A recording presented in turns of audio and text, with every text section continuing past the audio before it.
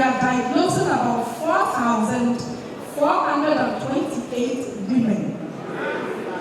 Out of this figure, 2,241 die. So the question is, what is happening? Could it be that we lack knowledge in the area of breast cancer? Could it be that there are stigma attached to breast cancer? Could it be that we are not getting access to breast cancer?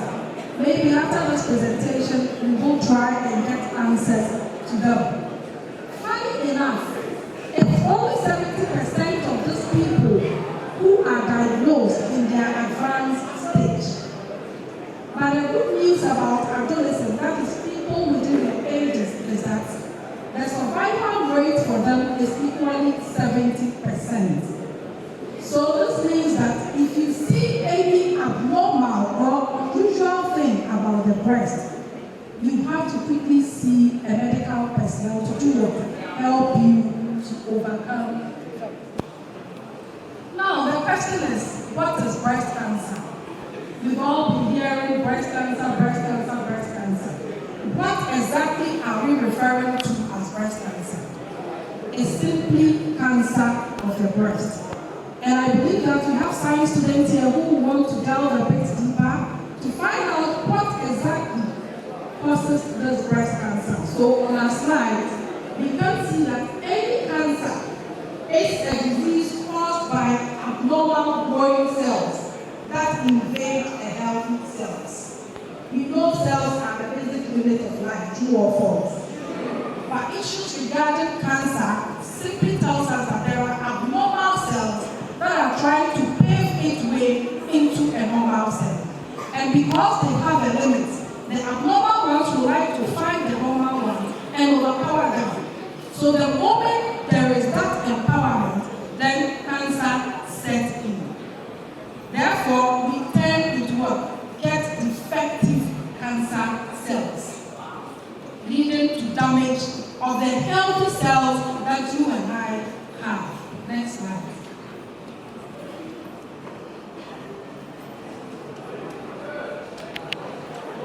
So looking at the image there, you can see that there is this dotted on the right breast on top. We normally use the clock system to do diagnosis when it comes to some of these things. So if you are to use the normal clock you and I know, look at the breast, divide it into 4. If you are to use a time, please do you have the pointer? We have a pointer. Okay. So if you are to use a time on this particular one, what time do you think it will be? We want to really see where exactly we have the abnormal cell. Look at the time.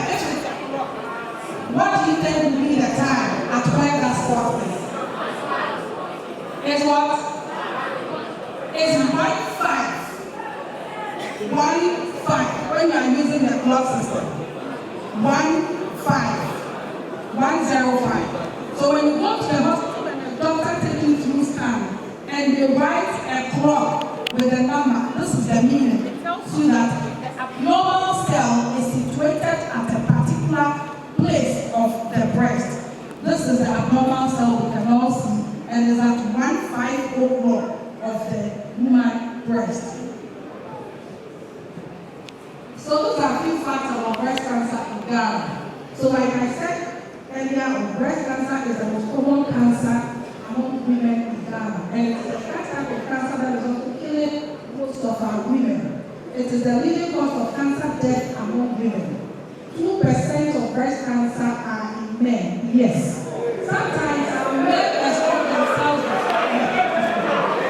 Yes, interesting. Hello. Okay. So I have personally examined and diagnosed an adolescent boy with a cancer cells after a scan was done. So we shouldn't see that as an exaggeration. When you think about 100 men, the possibility of getting between 1 and 2 getting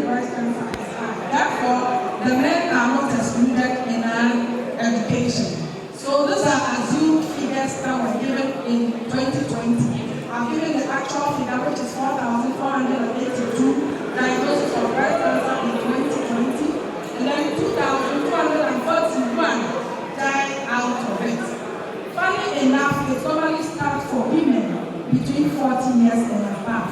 But unfortunately, again, our adolescents are also getting it because of certain risk factors that I will explain more.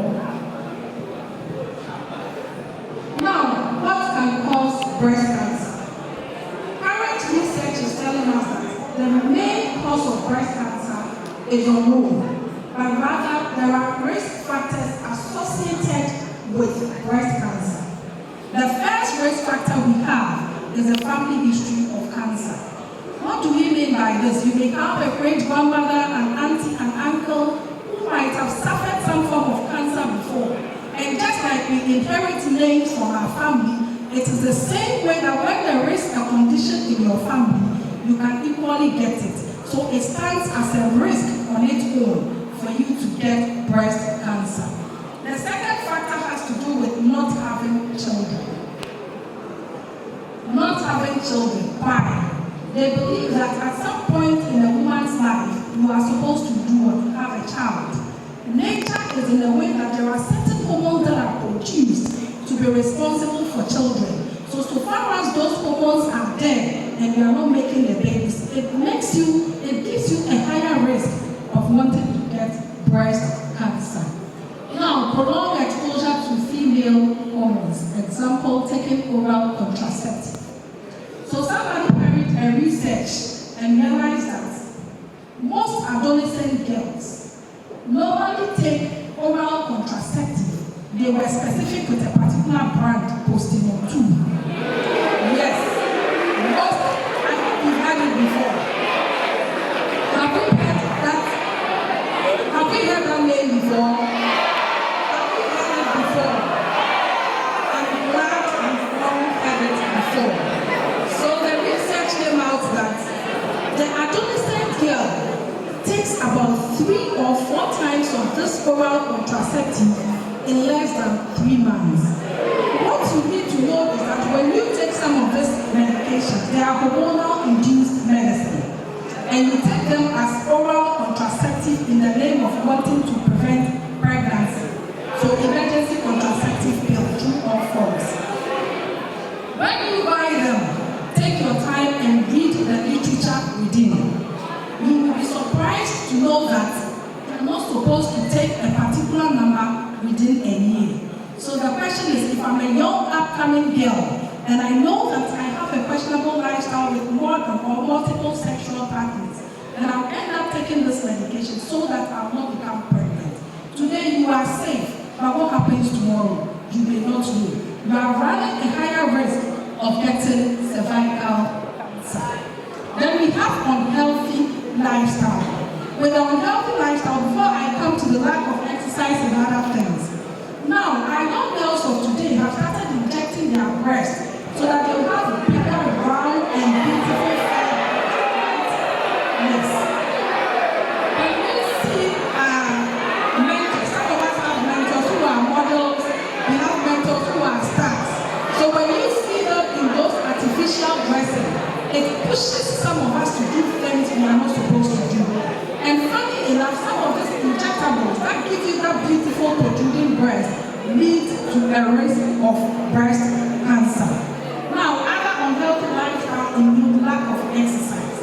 So as a young person, we shouldn't be inactive in the things you do. At least when you wake up, try and do something.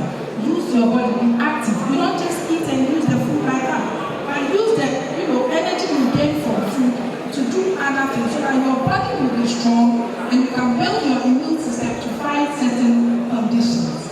Now, intake of alcohol. Initially, we know that it is our elderly people who take alcohol, true or false.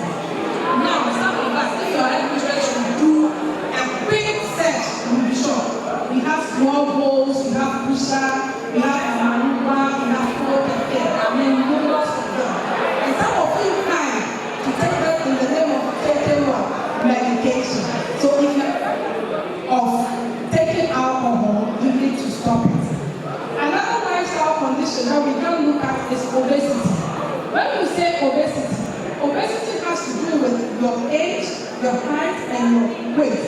We call it body mass index. Each and every one of us should know your body mass index. Anything above 18 to 25 is either overweight It's either overweight or obesity. So from here, we tell your school nurse, now when you come for checkup, she should take you through the BMI so that you all know your BMI while in school. So that after leaving, you know what to do to maintain a healthy BMI. Because when you grow fat, when you become obese, yes, it's beautiful, you look so good in your dress. But again, it also increases your risk of what? Breast cancer. Please tell me. Who is at risk? All women are at risk of developing breast cancer. The answer is very simple. It is because you're a woman, you have breast, and then every time the risks are increasing age. Most people who get breast cancer do not have any of the known risk factors. Yes, so this is what when you bring it in Africa, in their drama, I realized one person mentioned whether witchcraft or spirituality. Yes, anything that research has not really proven to know its cause, in Africa we simply find a cause to it, and then we brand it with witchcraft or what? Spiritual. Please let's go. What to look out for. So, for us to notice any changes in our breast, first of all, you need to know the kind of breast you have.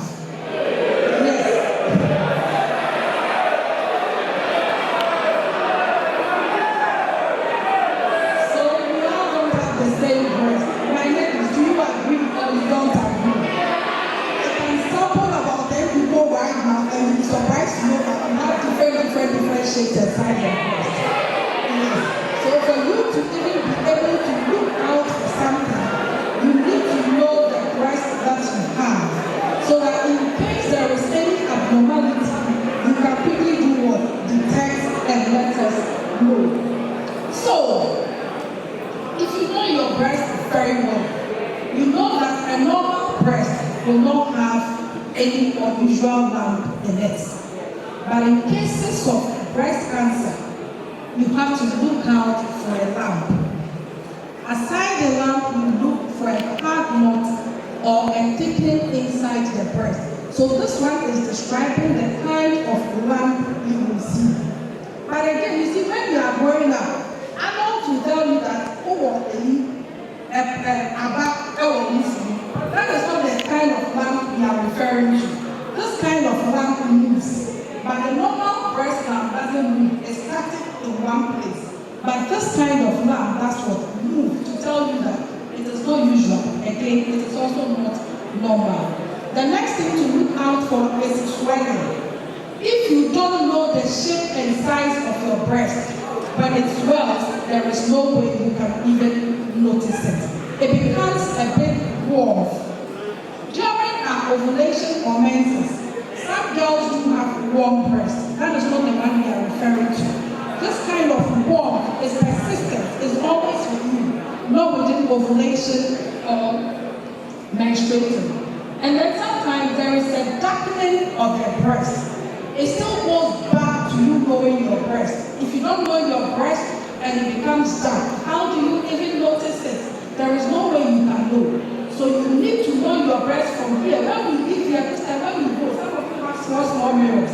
Just look at what you have in front of you, and then you know it better. Another thing to look out for is itching, scaly sore or rash on the nipple. Our nipple by nature comes out, isn't it? But when there are challenges, when there are abnormal cells growing, you see that at small time you'll be itching. Then you'll be itching. You'll be itching. It tells you that there is something wrong. Sometimes the nipples will be cracked. That leads to that itching. And other times you will see the sore around those nipples, which is giving you an indication that it is simply not normal. The pulling of the nipple or other parts of the breast. All of us, most of us, let me say most, because some people naturally have inverted nipple. But the majority of us have the nipple that is out. If you know your breast and your nipple is going in, you should be able to know that it has come with so much changes. If you should look at the image by the window, when you look at the first one, if you can see it clearly, you see that the person's nipple has gone, giving an indication that there is something wrong with the breast. Please. Then change. Okay, so nipple discharge that starts suddenly. How do we detect the nipple discharge? We should all get a baby wipe. If you use zero or normal tissue, you will not get it right. But when you get a baby wipe and you are done with self-breast examination, try a little bit to squeeze the breast a bit and then the nipple. It's a bit uncomfortable, but you know what you want, so you just have to manage and go through. When you squeeze the nipple, the discharge that comes out, hello, if it is colorless, just like the water we drink, if it's colorless like the water, then it's okay. If it's milky, just like the milk we all know, ideal milk, Haitian milk, whatever milk you can think of, fine. But the moment you see that the color is yellowish, dark yellowish, bloody, brownish, slightly greenish, and yes, all these are nipple discharges. That gives an indication that there is something wrong within the depth of your breast. So you therefore have to pay attention to it. If you don't squeeze, the fluid will not come. And if you use zero or tissue, you won't get the color right. That is why we always recommend baby wipe. Baby wipe, not the alcoholic type, but the normal baby wipe that we all know. Baby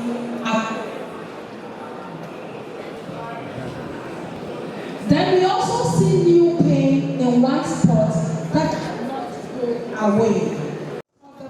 Cancers at its initial stages does not come with pain. But with this particular pain, you will realize that there is pain at one spot, either the left, the right, or you can even use the clock system to determine where exactly you have the pain, and that will tell you where you have those abnormal cells. How do I prevent breast cancer?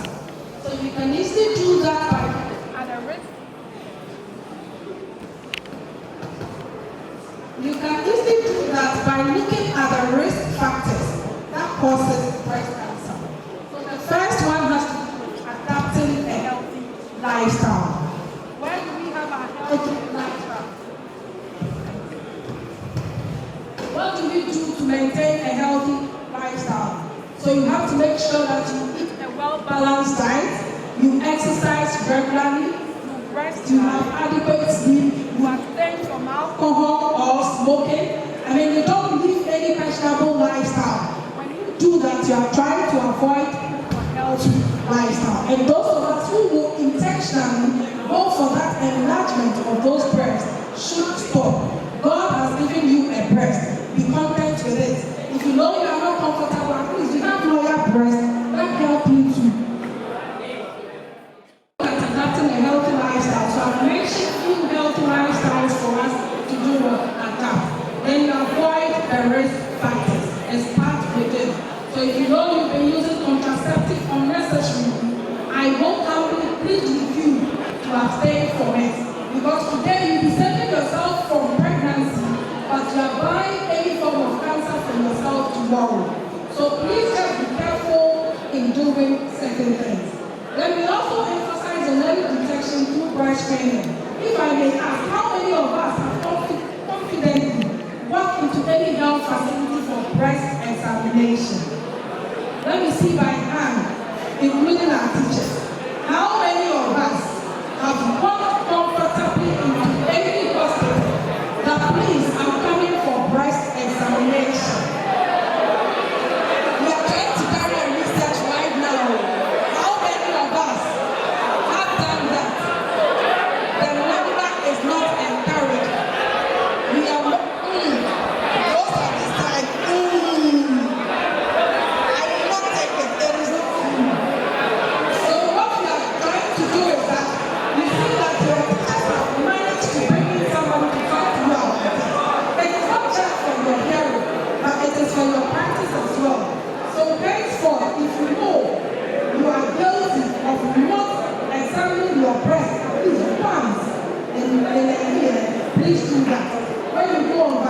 when you go to the students, beg them, and say that please take this opportunity to do small examination for me.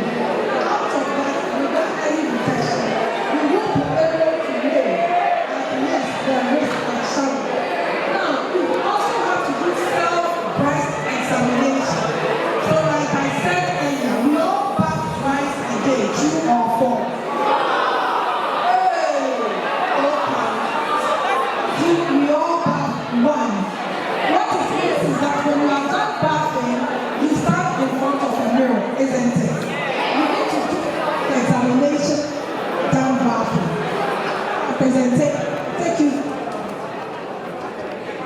So my colleague, Jemima, will take you through the self-breast examination.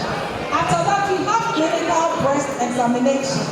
So in the clinical breast, that is when you walk into a health facility for a qualified person to take you through the screening. It wouldn't be like what you've been doing at home. They've been trained to assess certain things and know the dangers, even tell you when you even have a risk of getting it. Then we have mammography. So the mammogram is an advanced version of wanting to do a clinical test. With that one, it will see everything within the breast, from the muscles, the lobules, the ducts, everything you could think of in the breast. With that mammography, it will come out, and if you stand the risk of getting breast cancer, it will be. Madam Jemima, come and continue now, sir. Okay.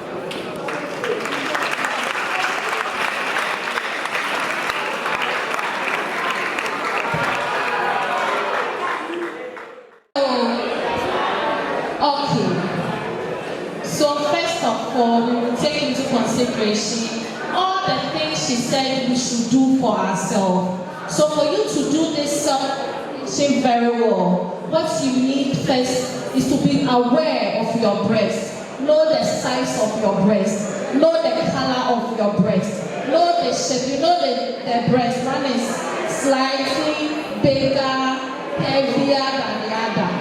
If you really know yourself, you know what I'm talking about. So your ability to be aware of all this will give us what we are coming to do here. So ideally, if you have a mirror, you can stand in front of the mirror as is being demonstrated here. We advise you raise your hand. Please, can I get someone to demonstrate you?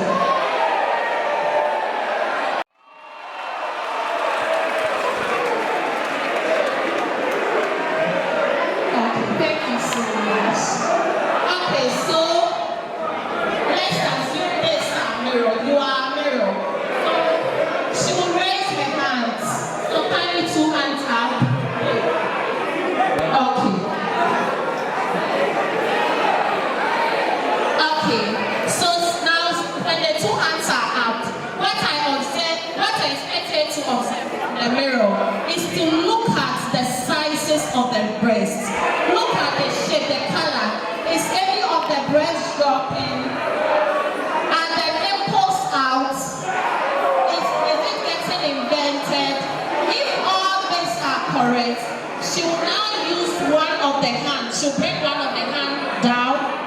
Then she will start touching from one side. So in this, so we advise you press till you touch the back or the bone behind the breast. So with these 3 hands, so do this. Okay, so 4 or 3. Normally I use 3. So you can use the 4 or 3. So with the 3, you touch one side. So you will do like the way the clock goes, either clockwise or anti-clockwise. The one that suits you. So now let's start. She goes this way, come this way, like that. So as she's doing, she's not just doing it, so she's checking whether she's going to find any lump. Is it movable lump? Is it hard? Is it very small? And she's also detecting if she's going to feel any pain, unusual pain. All this is done. So as she's doing, when she's done with everything, then you remember Madam Gloria said you need to squeeze the nipple to see whether there's going to be what? A discharge. So what we normally do is we try to activate the cells in the breast then you squeeze it. As she said, if you have a baby wipe, it gives you a clear indication of the fluid you will get. If it's colorless, you won't see anything in the wipe. If it has changed color, that because of the white nature of the wipe, you easily detect it, and you don't need anybody to do that for you. So with the same thing that is done to the left, we now come to the right. Then you use the left hand, then you go the same angle. Then you check. So she's checking for lumps, she's checking for cysts, she's checking for pain, she's checking for any unusual thing that she will detect in the breast. Then she will do the same thing, and then at the end of the day, she will squeeze again to see whether there is a discharge. The thing is, at times, one will give you discharge, the other will not give you discharge. At times, the two will give you discharges, and then at times you won't find any. So this is how the normal self-breast examination is done. However, you can see the other side. You can comfortably lie on your bed, and then you do this. You can also do it right after bed, bathing, or whilst in shower. Because you see that when you are bathing and there is water, it becomes easier to detect everything. The place is soft and all that. So you can do that under that condition. All right, please, next slide. Thank you so much. Let's start for her.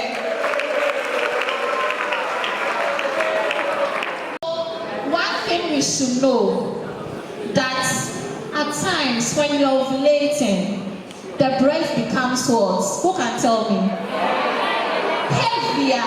It becomes lumpy, as if there is something in it. So it is advisable that you do this after menstruation. After menstruation, if you really know yourself, you see that your breast becomes lighter. And if there is anything that is in it, you will easily find it. So for you to do this very well, normally you can do it in your safe period. So safe period, we are talking about first day, second day, third day after your menses. It is so easier there. Okay, then you can be able to do, or 1 week after your menses, you can also do this. Next slide, please. Okay, so it should be noted that as young as we are, as adolescent as we are, it is advisable that you go to the hospital or you see a specialist examine you once in 3 years. So within the 3 years, you can be doing the self-examination. When you detect anything, you go for review or you go for a second opinion for us to know what is happening to you. But for older adults, we are talking about your parents, your mothers, your fathers, your siblings who are older. They are supposed to visit the hospital once a year. That's why we have Pink October. So in October, it's advisable that we do screening for majority of people that will make themselves available. So yearly, if you're or you know somebody who is older than or 40 years and above, you are supposed to take mammogram. Mammogram is like a picture. It gives everything. It gives a pictorial evidence of everything that is happening in the breast. If a lump is supposed to start, mammogram will easily detect it, and it will be able to tell if it is cancerous or not, or it's what it predisposes you to cancer. We should know after mammogram, that's not all. We do what we call biopsy. The biopsy, they will put a needle and then pick a portion of the lump, just a little, a cell, and it will be sent to standard board for investigation, and that will determine if it's indeed cancer or it's not cancerous. This next slide. Is breast cancer curable? Research has found out that about 95% of women will survive, but it has a condition. That is if detected early. So when you are diagnosed of cancer, we don't just say you have cancer. We diagnose with stage, we diagnose with the type, With the stage, we have stage 1, stage 2, stage 3, stage 4, stage 5. And then the type, we have some cancer cells that are very aggressive. And we have some that are mild. So if you are detected early, I'm talking about stage 1, stage 2, stage 3, your survival rate or your survival rate is very high. You can survive and you can live a meaningful life. However, when you have advanced in stage, it will become difficult for us to completely treat it. In that case, what we will be doing is we will be giving you something like we call palliative care or management. We won't let you die in pain. We won't let it progress so that you can't do anything. For at that end, that is what we get to. All right. So, combination of treatment is essential to treat cancer. I've worked in a cancer hospital, and what I saw or what I know we do is when somebody is detected with cancer, the first thing we look at is the stage. If it is not so advanced, the first thing we look out for is either we do mastectomy. Mastectomy means we are taking the breast out. That is, if it's not advanced, the lump is not big, it has not become wounded, there is no sore, it's not dripping. At that point, we would do mastectomy. We would take the breast. However, if the lump is so big and there is nothing we can do, the first do is chemotherapy. Chemotherapy shrinks the cancer cells. So at the end of the day, after chemotherapy, then we do the mastectomy. So whichever way that we take, mastectomy and chemotherapy comes in, but depending on the stage you come with. The next thing we will do for you is you will do radiotherapy. So with radiotherapy, you go through a machine where the rays will be shown on the part of the breast, and then it's also a form of treatment. Then after that treatment, you start taking medications. So we have cancer drug, tamoxifen, and many others that depending on the state or your cell you will be given. So sometimes you'll be on it for the rest of your life. Treating cancer is quite expensive in our part of the world. Why? Because we are developing country. And as such, that's why it's very of importance that when you see it, you come early. You don't stay to the later stage that we can't do anything about. I have seen young people, I've talked to young people going through this. I've seen 13 years, 15, 17, 18 numerous, and it is there. It is not so far. So that's one thing that we should know. So when the lamp, I have explained all this. Thank you. Oh, okay, so plastic surgery. Sometimes you want to reconstruct the breasts. There. When we take off the breast, we don't leave you just like that. We have prosthesis breast. So let me first start from there. We have a prosthesis breast that look like breasts. You can use it, and nobody will know that they've even taken your breasts.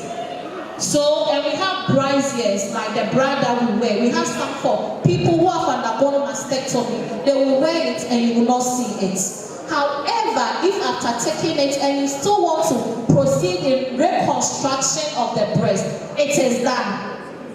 We've had people do that over the years. So if you have the means and you would want to go through that procedure, that advantage is also there for you to do that. Are we okay with that? However, when your breast is taken, it does not take anything from you. You are as human as anybody. Yes. We just took a part of your body from you to save your life, to help you live longer. To help you live longer, live a meaningful life. Okay? So that's it. So breast cancer is not contagious. It's not a transferable disease. At times when people are going through chemotherapy, going through treatment, you see their children and start to stigmatize or stay away from them. It won't do anything to you. Yes. So it is not contagious. And it is painful from the start, and that's one of the escape routes why sometimes it gets to the advanced stage. Oh, I've seen the lamb, madam. Me who say lamb but so why should I come? Most lambs or cancerous lambs, when they are starting, it's not painful. It is a painless lamb. If you touch, you won't feel anything. So at times we are part of the world. If you are not feeling pain, you think it's comfortable. But that's one thing that we should know. And it is not a spiritual disease. With that, it's a bit skeptical. Based on your faith, based on whatever you are believing in, you can think that. However, per my professional point of view, it is not spiritual. But when you come and you think it's spiritual, we will tell you to do the spiritual aspect, leave us to do the physical aspect. So we do it together. We don't just throw it away. We help you so that you come. We know it's spiritual. Do your consultation, do your prayers, and then let's do the physical aspects. And breast cancer does not lead to death. Cutting off the breast does not lead to death. It's true. It's true. I know people who have taken off 2 breasts. If you know this celebrity, Stephanie Benson, Akosua Japan's elder sister, she has done financial mastectomy and she's living. She's one of the people living a free life, happy life. She has 4 kids. She has a husband. And it's been over 10 years and counting. So it doesn't take anything from you. Chemotherapy, radiotherapy does not poison the body. Yes, it is very true. When you are going through chemotherapy, it's a strong medication. So it shakes the body a bit. But the moment you are done, you become as beautiful as anybody. If your hair goes, it will come out, it will come back. And this time around, it is so nice. I've seen them, I've worked with them, I've worked with them. Their hair when it's coming, at times it comes like a baby hair, it comes like already pink, and they become so beautiful. So after going through treatment, there is still life. They live meaningful life. Some people after it give birth, and nowadays even you can go through this treatment and still have children. Even with pregnancy, you can go through it. You can be pregnant, have chemo, and deliver. And this is the advancement we are going. Each and every day, they are working on the drugs, the medication. So it's my prayer that one day we wake up and we just take a drug and then we take care of cancer. Women in their 20s can get breast cancer. It's very true. As I said, I've seen a 13-year-old girl from the north. I've seen 15, 17, and lots. And I've seen 18, uncountable. So meaning, it is not far. We need to just be aware and be conscious of ourselves. Breast cancer is not caused by wearing underwear, bras, breast implant, deodorant, antiperspirant, black plastic food containers, witchcraft, phones, microwaves, mammogram, and caffeine. There is no scientific evidence. That's what it means. However, some of them predisposes us. Nowadays, some of us will wear our brazier from morning to evening. We even use it to sleep. When you do that, you are putting pressure on the breast. So you don't make the cells to be free.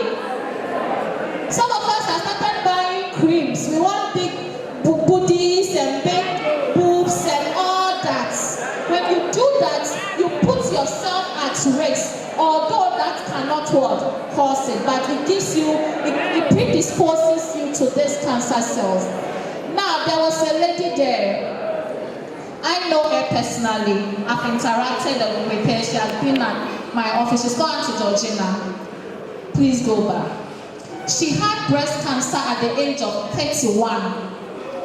She was a headmistress, like a proprietress in a private school.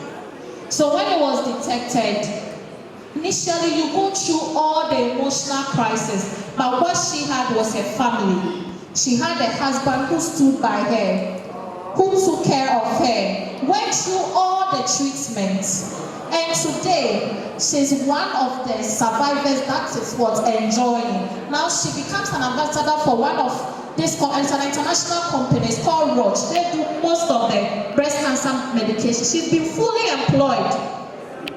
And at times, the last time we were speaking, I was telling her that is enough. So you see, there is meaning in whatever you find yourself in. Now, she advocates, she helps people. She even solicits for braziers and prosthesis breasts for other people. And now she has set up her own organization, NGO, that's championing this. She's lived with breast cancer for over 10 years and still going. I know somebody who has lived with it over 26 years and still surviving. I know 5 years, I know 3 years. So there is life after being diagnosed and going through the treatment. She said, I made a choice.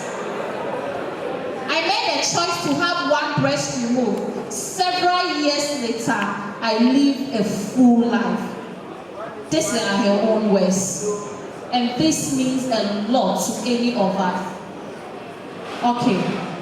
So know the symptoms of the breast cancer, go to the doctor, let them examine, and then do the breast screening when you get the chance. Please, let's move on. Thank you so much for your audience. We'll be grateful.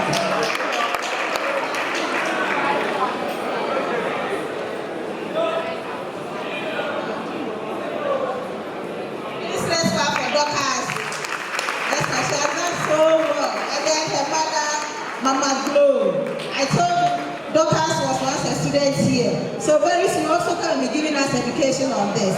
Now, so the last slide on the breast cancer, we have it as what? No. Is there anyone who can read for us? No. What are you knowing?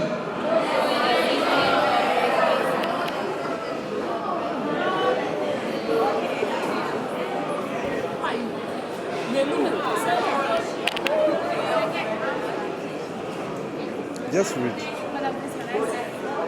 Knowing the symptoms of breast cancer and then going to do checkup and see if you have it.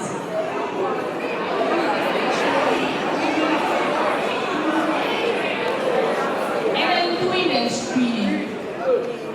So the no go do. This is what it means, okay? No go do. All of us.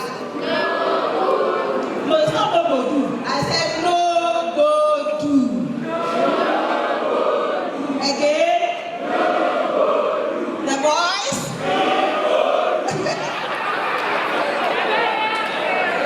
The girls. No go do. All right.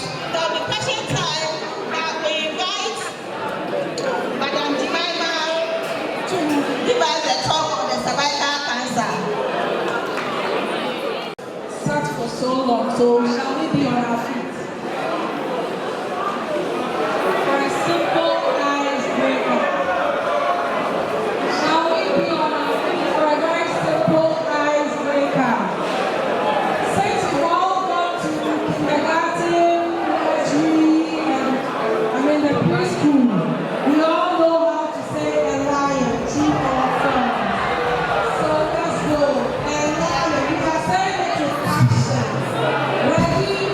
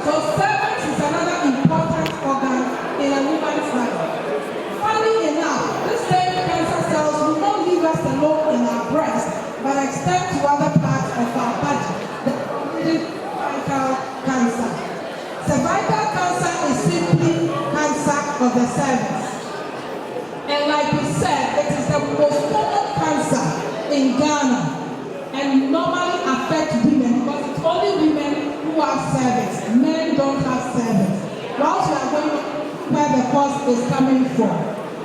Every year, about 2,800 women are diagnosed with cervical cancer. And out of this figure, 1,700 die from the peak age for the presentation is 30 to 39 and 60 to 69. Women in their 20s are also being diagnosed. Do you know what's happening with this cervical cancer? It is caused by a virus called human papilloma virus. This human papilloma virus can live with you for 30 solid years. So you can imagine that I have been exposed to this human papilloma virus at a very tender age, let's say 16 years. They will detect it when I'm 46 years. Is it not strange and funny? This is the normal anatomy of the female reproductive system for the student and the general aspirants and other students. This is the normal anatomy of the female reproductive system. We have the fallopian tubes which takes off the air into the uterus. Then the cervix is the opening, as you can see there. That cervix, that is the gate I'm referring to. So during sex, when you travel there, when you want to deliver, baby come out there. And if you are menstruating, the blood comes from the same place. So cervix is very important. Now, let's look at the abnormal side. What happens before we can confidently say that somebody is suffering from cervical cancer? So the normal uterus is very round, so beautiful, the round thing you can see over there. But the cervical cancer has some rough patches on the surface.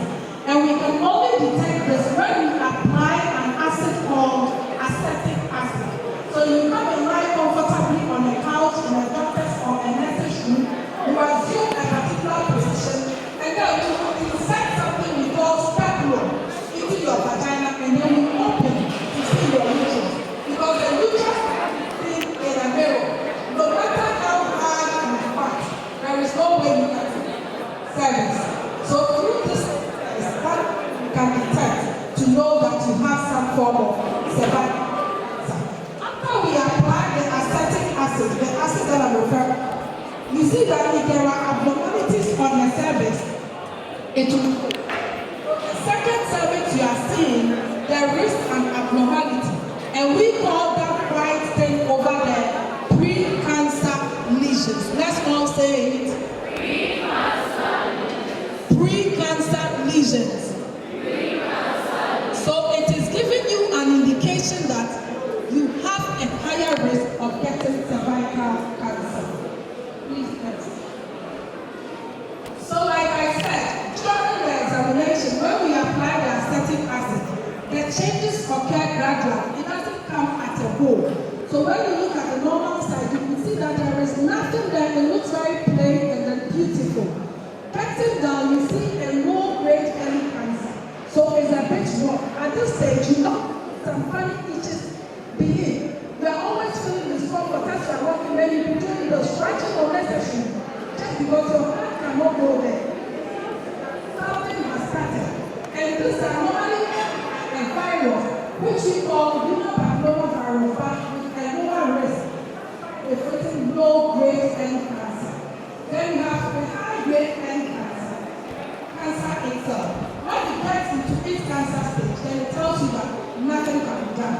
The good news about the low-grade and the high-grade is that when you come, we call something eligibility criteria. That is, you are able to see everything on the surface. We can easily solve it for you in less than 20 minutes. You have a can take over trust issues unless you come early. Please the next one. Now, what causes cervical cancer? So like I mentioned earlier, it is caused by a virus called human papilloma virus. Funny enough, this human papilloma virus is gotten through sexual contact. It is men who harbor the HPV, but because they don't have cervix, they keep it. And when they have sex with a woman, they give it to the woman, and then the woman harbors it in the cervix. It is sexually transmitted, just like HIV, syphilis. It is the same way. The good news about it is that it is highly curable, but you have to come early. you even come in? When you know that you are sexually active at this stage, don't sit and joke with it. Occasionally, go to the hospital for you to be screened. Because without the screening, there is no way we will detect it, and it will be with you and destroy your cervix. Now, what are some of the high-risk behaviors that could cause cervical cancer? So we have early sex. Now, as early as 8, 9, 10, 11 are having sex. And this virus can be with you for over 30 years. So, you contract it at 38 years, start exhibiting signs and symptoms of protected sex. Those of you who say that I don't do without rappers, I don't do without the pill, you are in trouble, so watch out. Yes, but I'm wrong. And some of you have the perception that you enjoy sex in its raw state. At this stage, why should we even do that? And if you still want to do that and cannot do anything, please protect yourself. Because when you do HIV, AIDS, and other sexually transmitted infections, you are putting your cervix under what? Serious damage. Then we have multiple sexual partners. Sometimes for the sake of situations in school, you want to keep about 3, 4, 5 men. We have those who do the city, we have the provision people, we have the mobile phone editors, you have to watch it out. Because multiple sexual partners will mean that you are in danger. Let's assume that Serbian is about 3 or 4 of the students. These 3 or 4 of the students will have other students. One may have unprotected sex with multiple sexual partners. So this one will release, this one will release, and you alone. If there is triple parachute, you might wait. Then partners will.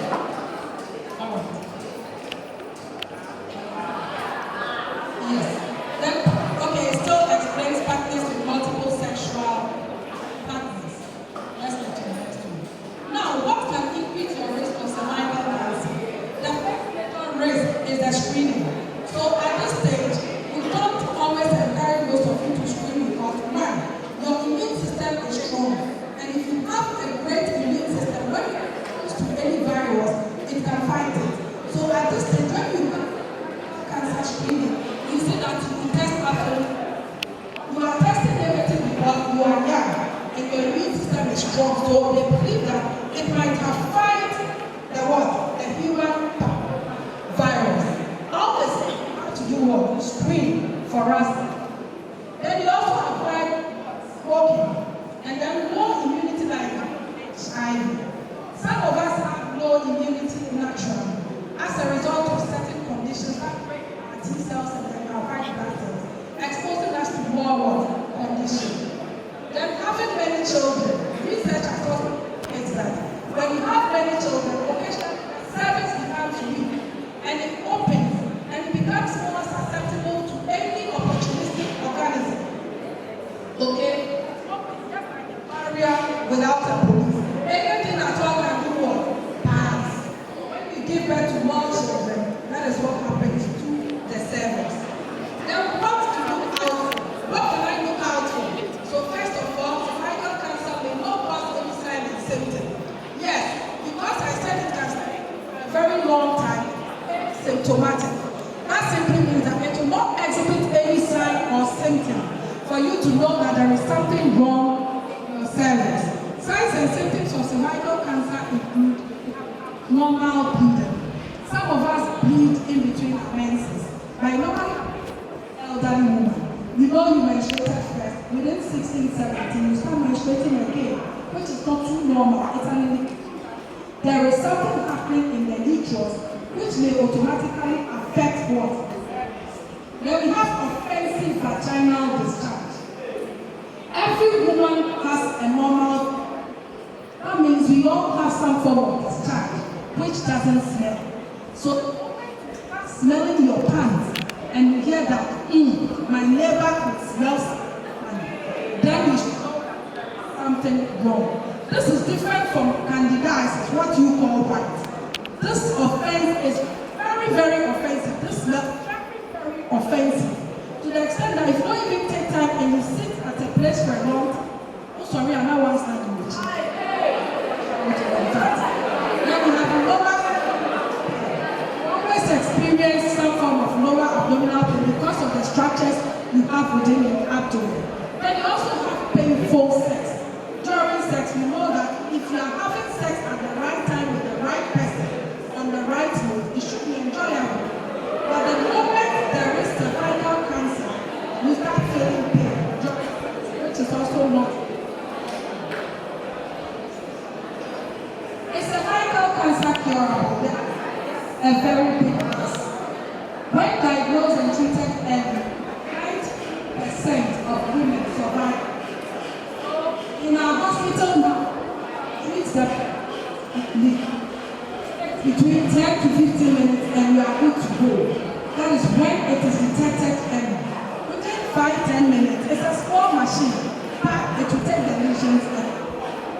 Then, however, when it is not diagnosed early, chances of cure are greatly reduced. Yes, if you take a good look at the cervix as an organ, you realize that it's so delicate. In fact, if I have known that we will have cervical cancer education, I would have come with the ones that I have screened and seen, so that you see the real cancer when it gets to the cervix. So if you don't come early for us to detect, it destroys the whole place, and the only solution is to take out the entire uterus for you to be free. The unfortunate thing is that after taking, we don't know whether the HPV might have hidden in other associate organs. So early detection will help us treat it early. How do I prevent cervical cancer? Avoid sex at an age. No matter what situation you may be facing, if it has to do with finances, if it has to do with something where you have to make decisions for somebody to sleep with you, please just be bold enough to say no. Because when you avoid sex at an early age, you prevent yourself from some of these cancers. Then avoid unprotected sex. How much money can cure HIV/AIDS? No amount of money. So if you think you are taking a huge money for unprotected sex, think about it tomorrow. And avoid multiple partners. Some of you are so beautiful that a lot of guys approach you for the sake of your future and for the sake of certain health conditions. Try as much as possible to avoid multiple sexual partners. Don't try to be smart. Today A, tomorrow B, tomorrow C. You are beautiful. But what will happen to you tomorrow? Will they be there to go through when you get HPV? The answer is no. So let's also watch out. How do I prevent cervical cancer? So the first one is get vaccinated against HPV. We have the vaccination cards. We have the Cervical and then what we call Ghanata. They are very expensive. But if you vaccinate, you are free. We can only do the vaccination when you test negative to all the tests that you have to go through. Then, I think about 2012, they started piloting the HPV vaccine for 14 years in shy of the boys and girls.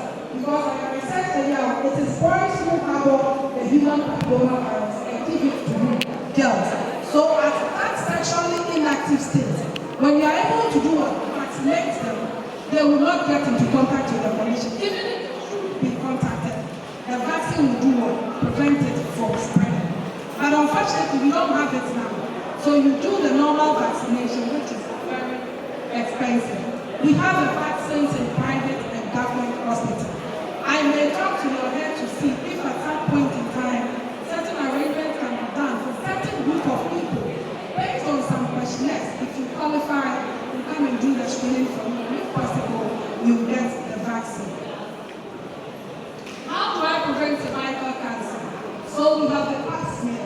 With the pap smear, it's one test we do to check whether you have the human papillomavirus and then abnormal cells in your uterus. So when you do that, you will know if there is something wrong with your uterus. Then test every 1 to 3 years.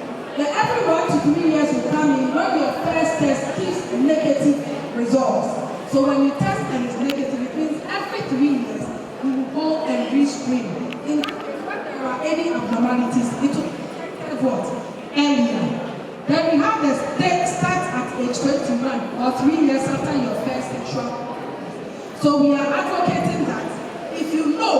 you are 21 years and you are sexually active, please and please again, for your own safety, every 3 years, try and do a cervical cancer screening, because the virus can be with you for like 30 years.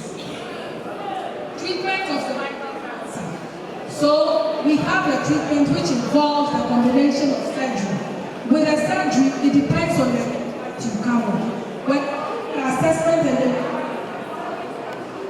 they realize that the service can be taken off, they will take it off. We will refer to as total hysterectomy. In some parts, it is just an aspect of the service that is gone. So they will take off that part and we term it partial hysterectomy. There are also certain drugs and radiotherapy that help reduce the cancer cells, freeze it to reduce it from even to other parts of the body. If it is detected, only the cancerous part is removed of the cervix and the womb is left intact. So I explained earlier, depending on the stage in which you come in, if you come earlier, you can take part of the cervix and it will kill. After 3-6 months, you have your cervix back and so beautiful. But if it's not detected early, it means that the whole cervix will have to come out because it will appear wrong and cannot repair itself. Organs in the system. What is not true about cervical cancer? So myth number 1, cervical cancer cannot be prevented. It is not true, you can prevent it. Behavioral changes, pap smear, immunization, HPV testing are all preventive measures. So when you are very cautious in terms of behavior, you don't have multiple sexual partners, you don't have sex at any age, you can easily prevent cervical cancer. And myth number 2, I'm not too young to worry about cervical cancer. The answer is no.